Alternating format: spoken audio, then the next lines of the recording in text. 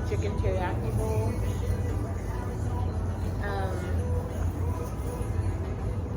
Oh man, so I guess like here's the thing, and I just wanted to like vent about this for a second because I just wish somebody would have like vented to me about it sooner, and of course no one did, so I had to like, you know, learn the lesson in the most awful, well it wasn't, yeah, well no it was, the most awful way. Maybe some of you guys are wondering, why does she keep venting about the portfolio? No one cares, no one cares. Okay, so I've been looking at artist residencies in Germany. How am I gonna apply for those with no portfolio? Like I literally have to make one up.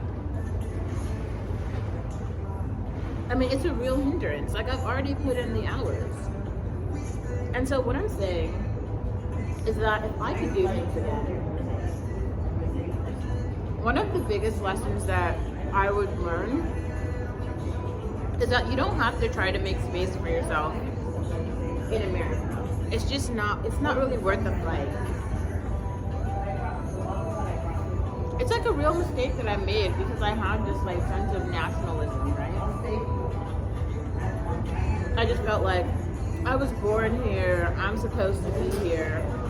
And then what I got over the years was this real, like, I don't know, it's like a moment of like truth where it was like, this country is not for me.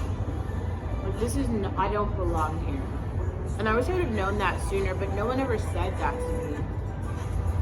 And so it felt like, oh no, like I just have to do this. And especially like when I think about like everyone, so many people expected me to like move to LA, which I'm really happy I never did that. That would have been awful. Competing with LA Karens is like hell on earth. So don't do that. That would completely be my advice to anyone. But even beyond that, like having done New York, having done like Chicago, it's still not better. Right? It's not. Having done tech, it's not better. Like there's actually, so Brett Cooper did an episode like 2 weeks ago where I think she was watching a replay from, I think it's called Project Veritas or something. So they're like an investigative journalist organization that unpacks tech or something, right? Now, I guess most of the stuff that she was hearing, like she had never heard it before. Like when I was listening to it, I was like, oh, I thought everyone knew this. Basically, like a lot of the people at the tech company were talking about, well, it wasn't everyone. It was like one interview that they unpacked, like an exec from Twitter. And he's like, oh, well, most of the people who work here believe in like socialism. And like, we're not really trying to like, we can't have a whole bunch of people on the right on the platform spreading ideas that are like different than ours because like we believe in this. And it's just kind of like, yeah, that's true. That's true. Even though you're supposed to have free speech here, right? But no, you don't. And honestly, the people who are on the platform,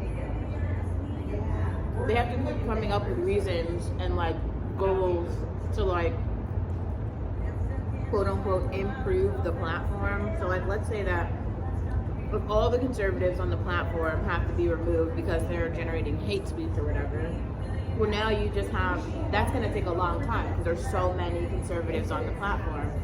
So that's like 3 or 4 years of work, right? So now those people who are there are employed for that much longer because they're doing that quote unquote work. You see how that works? That's why in the interview or whatever, the guy's like, we're all scared for our jobs, right? Because like we all have to support our families, and that's so true. That's true.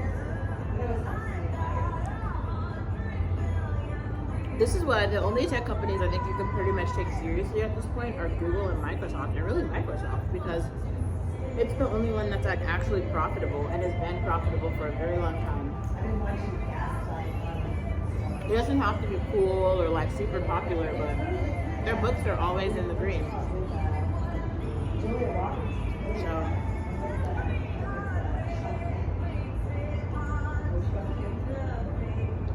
But all in all, I guess I wanted to just say I'm really happy that you guys are here because, like, I think you're watching something really special from, I'm going to call this the beginning. Even though there was a beginning that maybe I didn't document so well, it's totally like the next chapter. And you get to, like, actually be here every single day for it. And I promise it just gets more interesting by the day. I mean, did you guys actually expect us to go from campus to a freaking hotel? Who saw that coming, right? Yeah, no one. I could have done those, like, live streams every night. I was having a blast. But luckily, okay, so I think there's only one more day of renovations in the apartment because the apartment manager called me today, but I think the insurance company is going to extend this stay until until they repair all of my stuff.